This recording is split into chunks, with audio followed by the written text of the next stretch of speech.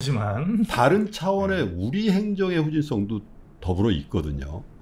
이 부분 우리 공무원 혹은 그 국가 행정력에 대한 획기적인 개선에 대한 생각을 좀 듣고 싶습니다. 일단은 우리 국민들께서 뉴스를 보고 일반적으로 의심하는 것처럼 공무원들이 엄청나게 무능하거나 엄청나게 부패하거나 그러지 않습니다. 제 경험상으로 네. 보면 소수가 그래요. 소수가 정치적이거나 무능하거나 부패하거나. 근데 그게 눈에 띄는 거예요. 이 공직자들은 제가 성남시 행정을 그 조그마한 동네잖아요. 사실은. 성남시 행정을 통해서 전국적으로 알려졌잖아요. 성과를 냈으니까 알려진 거예요. 제가 뭘 했길래. 제가 잘생기게 됐습니까? 특별히 이상하게 생겼습니까? 아니잖아요.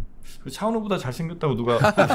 그건 보는 사람한테 다릅니다. 그런데 그 이유는 제가 성과를 냈기 때문인데 네.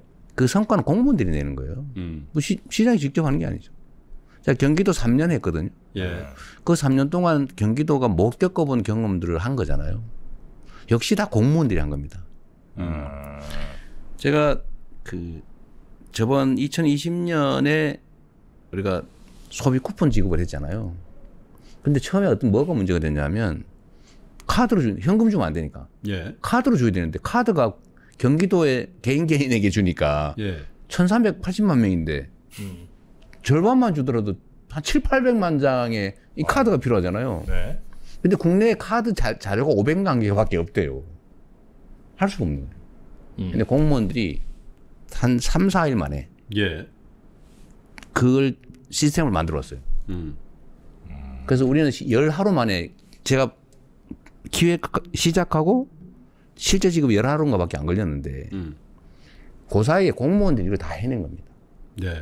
그래서 신용카드, 현금카드에 얹어주면 된다. 시스템 다 만들고. 이미 카드든 갖고 계실 테니까. 다 있으니까. 없는 사람은 만들면 되고. 공무원들은 사실 그렇게 일할 자세가 돼 있어요. 능력도 있어요. 잘 시켜주면. 문제는 지휘를 네. 하는 사람이 문제예요.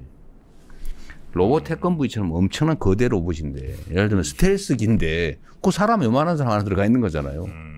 근데 그 조종사가 잘하면 훌륭한 무기가 되는 거고 네. 조종사가 술 먹고 그 가서 낮잠이나 자고 이러면 아무 짝이 쓸모없는 거죠. 똑같습니다. 그래서 대한민국 공직 체계는 준비는 잘 돼 있고요. 그러나 칸막이가 너무 심한 건 또 사실이고 일본이 사실은 이 장기 경제 침체를 겪은 여러 가지 이유가 있겠지만 제가 보기에는 공무원 사회가 산업 전반을 통제했기 때문이에요. 예를 들면 그 중에 하나가 이 규제 문제인데 네. 거기 아직도 인감 도장 찍거든요. 자동 인감 도장 찍는 기계를 만들었어요. 전적 설명하면 되는데 45도로 기울여서 찍는 거 있잖아요. 자다다다 찍는 거 있어. 그건 공무원들이 문제예요. 인감 도장을 꼭 찍어야 된다고 하는 규제를 유지를 하니까 자동으로 인감 도장을 찍는 기계를 만들어내는 거예요. 그게 될 리가 없죠. 첨단 산업 사회에는 네.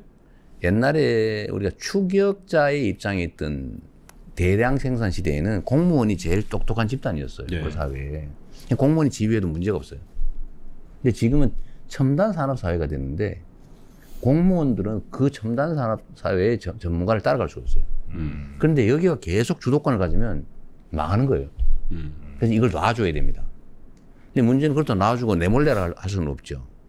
그래서 일론 머스크 같은 사람이 정부 효율부를 만들어서 기업가적인 시각으로 현장의 시각으로 공직사회를 한번 싹 정리한다면 좀 그렇고 네. 재편할 필요가 있습니다.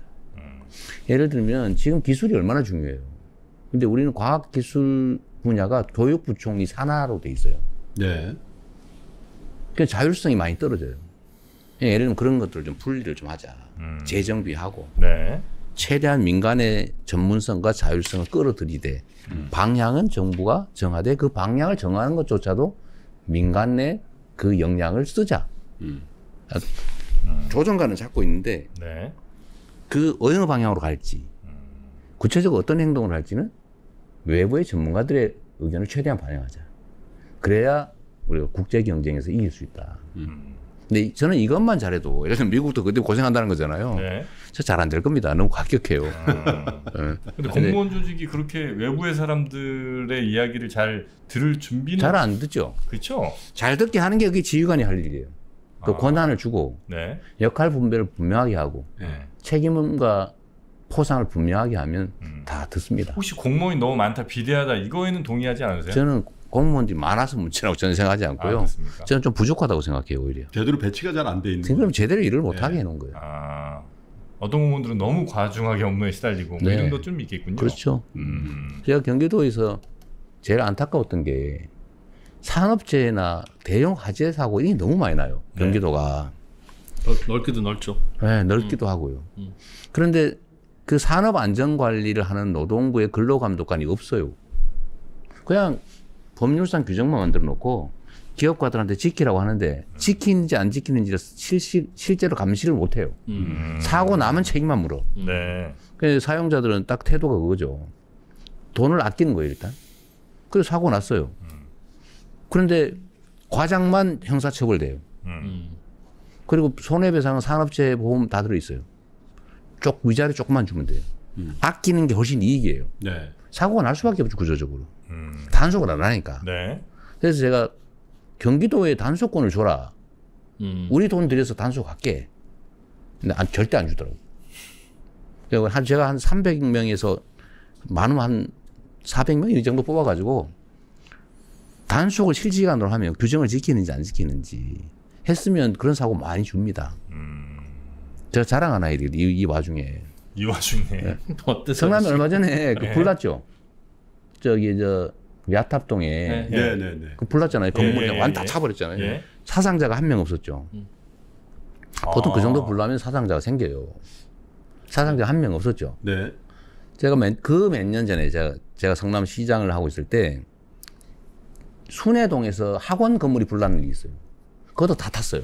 네. 그때 학원에 학생이 230명인가 70명인가 있었습니다. 네. 한 명도 부상자가 없었습니다. 어떤 차이였어요? 이유는 뭐냐면 방화문을 잘 닫아놨던 거예요. 방화문. 근데 보통 방화문 다 열어놓죠. 예.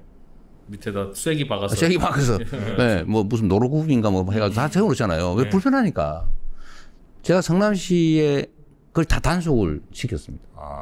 그리고 신고하면 15만 원씩 포상하는 제도도 만들고 방화문. 전체적으로 그 점검을 끝난 얼마 후에 그 학원 건물에 불이 난 거예요. 방화문이 다 작동을 했죠. 스프링클러 작동하고 네네. 다 단속을 했으니까. 그래서 룰만 잘 지켜도 그러면 우리가 막을 수 있는 상당히 엄청나게 많은 많습니다. 있겠군요. 근데 그걸 할 수 있는 인력이 없어요. 그런 건 좀 늘려서 해야 되잖아요. 그런 쪽은 예. 예. 1년에 산재 사고로만 한 500명 이상이 죽잖아요. 네네. 전 세계에서 가장 많이 죽죠. 응? 미안합니다. 너무 옆으로 샜네. 아닙니다. 그거는 그냥 시민들한테 고발하고 포상금 주면 시민들이 맞아요. 다닐 수 그래서 있을 텐데. 직장 그 수입인데 네. 사회 간접 책임지게 비용을 해야지. 생각하면 훨씬 싸요. 네. 알겠습니다.